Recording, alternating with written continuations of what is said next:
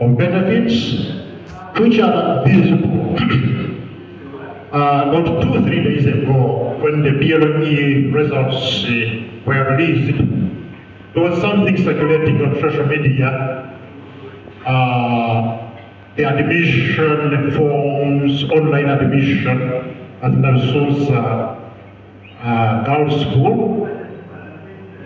To me, it was a very exciting experience because it was showing that actually that too, if you want to apply to go to Narsusa, that tool had been developed by senior 2 students of 2022. Now, that had never happened in the history of education in this country. Now, that's the kind of impact which we're already experiencing in the country because of rolling out the lower secondary curriculum. Our learners are already practical oriented. They are solving problems in society. Even at university level, I worked in the university for a long period, more than 15 years. And the skill of developing a tool on a website, even a first-year student at the university, most of them could not at the time. So it's really very interesting that our learners, even at a level of senior 2, can be able to develop such an important tool. So the lower secondary curriculum is already having a lot of impact in our education system, and as the administrators, we encourage you to continue supporting and implementing the curriculum. The other benefit of the lower secondary curriculum, obvious benefit, the benefits are many, but the second most important benefit is the vocationalization of education, through which we are able to impart practical skills, long life skills to our learners. For a very long time in this country, we are seeing a situation where somebody completes senior 4 and they go to the market and start competing with people who dropped out in B2 and B3 because they did not attain a skill which can help them to fit in society. Now that's the trend we want to change, and we have set out to change. So that was the purpose of introducing the vocationalization component in the lower secondary curriculum, and the assessment at the senior 3 level by the Directorate of Industrial Training, and the certification at level 1. So that by the time somebody completes senior 4, you have some basic skills, for example, in bricklaying, or home economics, or poultry. Such that if for one reason or the other, you are not able to continue with education, you can be a useful person in society. You can be able to do something on your own. So the component on vocationalization of education is very important as we roll out the lower secondary curriculum. I'm aware that we are facing a number of challenges. One of them, we are responsible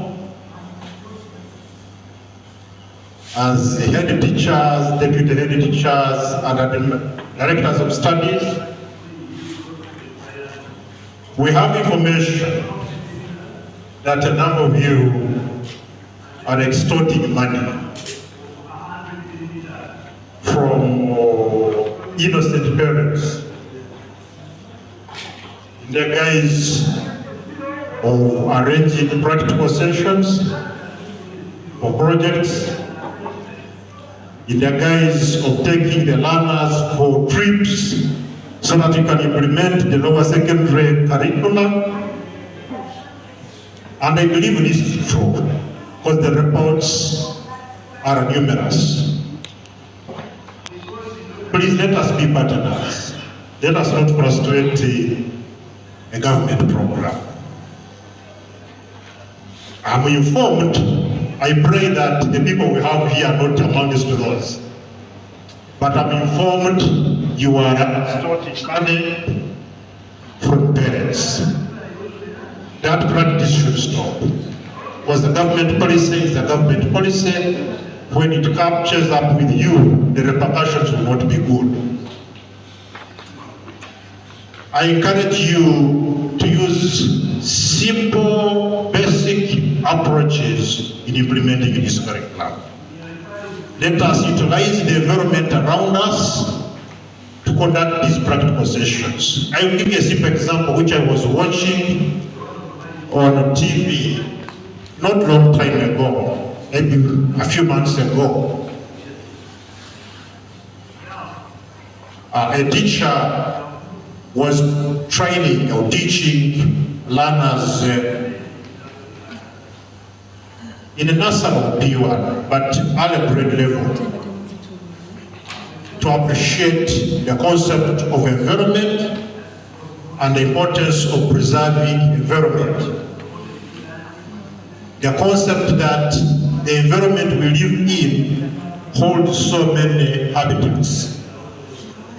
Now, as the headmaster, director of studies, or deputy, you can choose and say that in order for these learners to appreciate the importance of environment, I'm going to organize a trip and take them to Kampala National Park,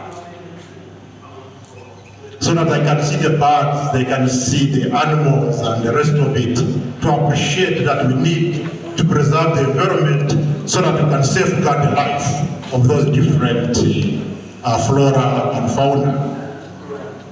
But this teacher, what he chose to do was to go to the school compound where there's hedges of trees.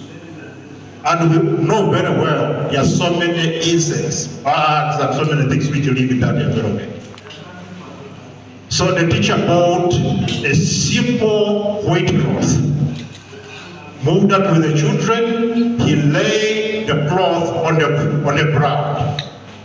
And all that he did was to climb to the tree and shake the tree.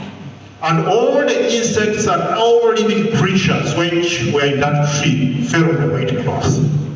So he came down to the tree and explained to the learners that you can see clearly this is what lives in this environment. And therefore it's important that to preserve the lives of all these insects and small animals you see, it's important to preserve the environment. So you can see that you can achieve and teach a very important concept using the simple environment where we are living. And that's what we're encouraging you to do. And the second challenge is that the government, through the Ministry of Education, has not yet supplied all the instruction materials which you can use to deliver the lower secondary curriculum. We urge you to be patient with government.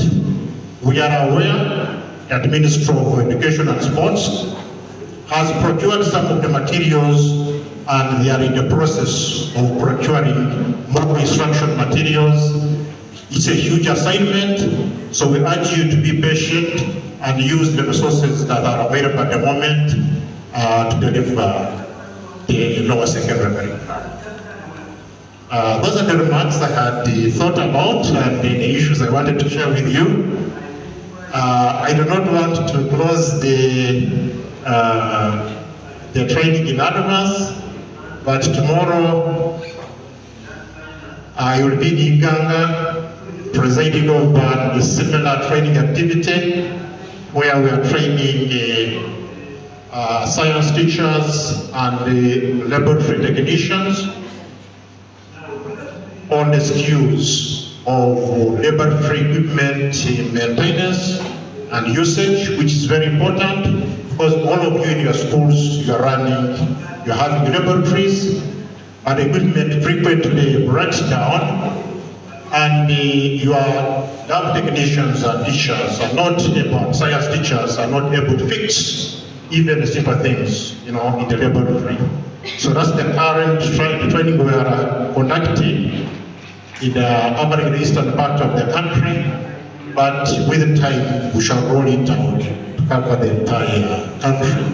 So I will not be able to attend the closing sessions tomorrow, but on behalf of the Ministry of Education and Sports, and on behalf of National Curriculum Development Center, I wish you all the best as you close the workshop tomorrow. May God bless you. We thank to welcome the how can you appreciate the electors? Let's see, give us some praise. Okay? Let's go. Visuals. This is the CDC director.